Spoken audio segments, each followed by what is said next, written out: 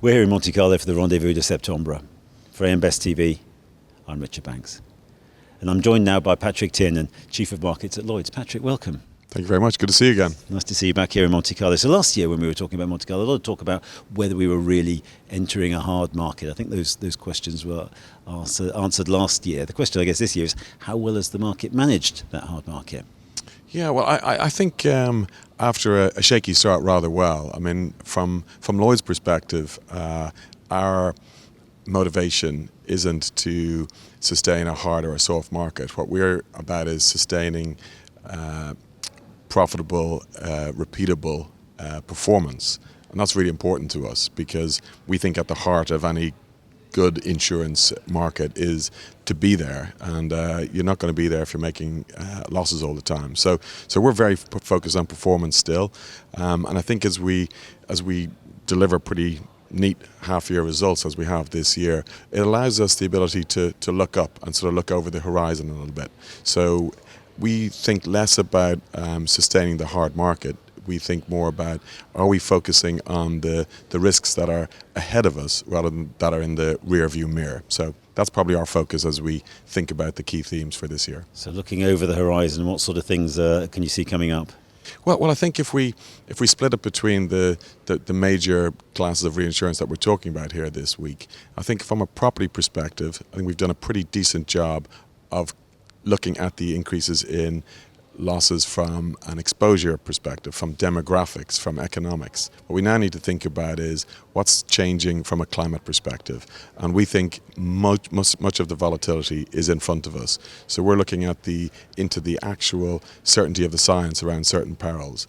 And from Lloyd's perspective, I think everybody knows we focus on our LCM5, our wind and quake in the US, wind and quake in Japan, and wind in Europe. We now, because of how demographics are changing, because of how patterns are changing, we're looking at other perils that are sort of knocking at that bottom door, such as SCS in the US, flood in the US, wildfire in the US, and quake in New Zealand. So that's how we're thinking going forward.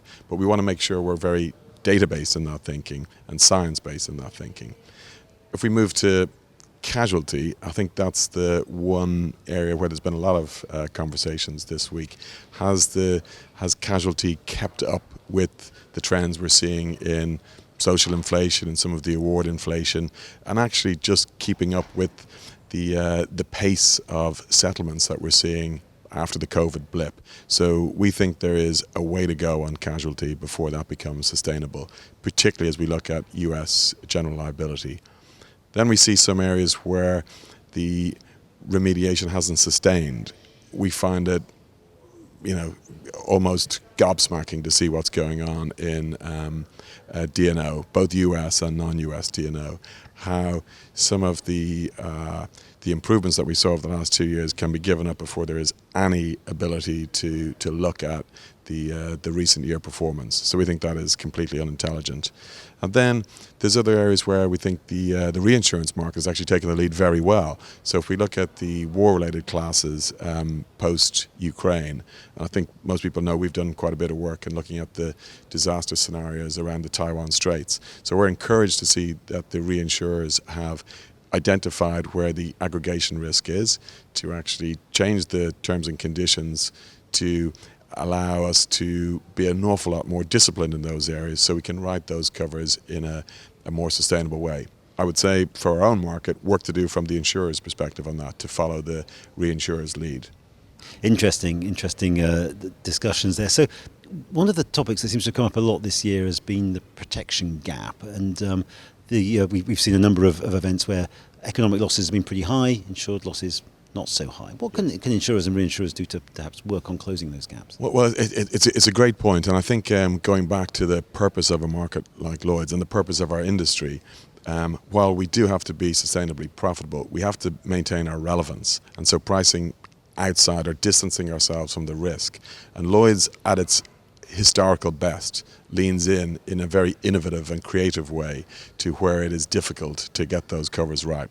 So I think on the protection gap, obviously there's less penetration in some of the more developing countries, and I think that requires a lot of public-private partnerships and actually a bit of leaps of faith on behalf of our industry to sort of penetrate into those economies. But I think we have a huge amount to do closer to home. I mean, I think the penetration of flood products in Europe is pretty light. The penetration of earthquake products and fire products in states like California is pretty light. The penetration of cyber is extremely light, particularly outside of the US. So what I think we need to do is to make the products more accessible, make the base products more accessible, simpler and more accessible to a greater degree. Exhaust all of the creativity of the industry before we start looking for help from governments who don't have an awful lot of cash in the kitty at the moment. So are we doing everything we can do? Think about taxpayer-funded efforts in order to increase prevention, which allows people to buy the protection. So are we doing enough in cyber hygiene? Are we doing enough in adaptation? Are we doing enough in flood prevention? And these things don't need to cost an awful lot of money from the government coffers.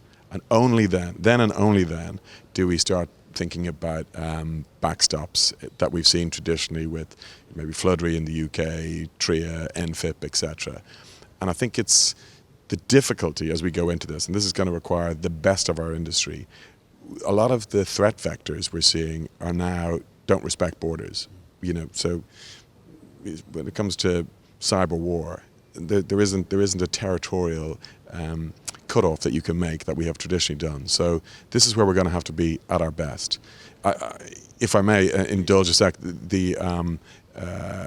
late last week I was in Brussels with the ABIR, the Bermuda Insurance and Reinsurance Association, talking with the International College of Regulators, and great debate about what we can do as an industry on the protection gap. And I think great energy and thought and commitment that purpose of our industry is deployed where it's needed most.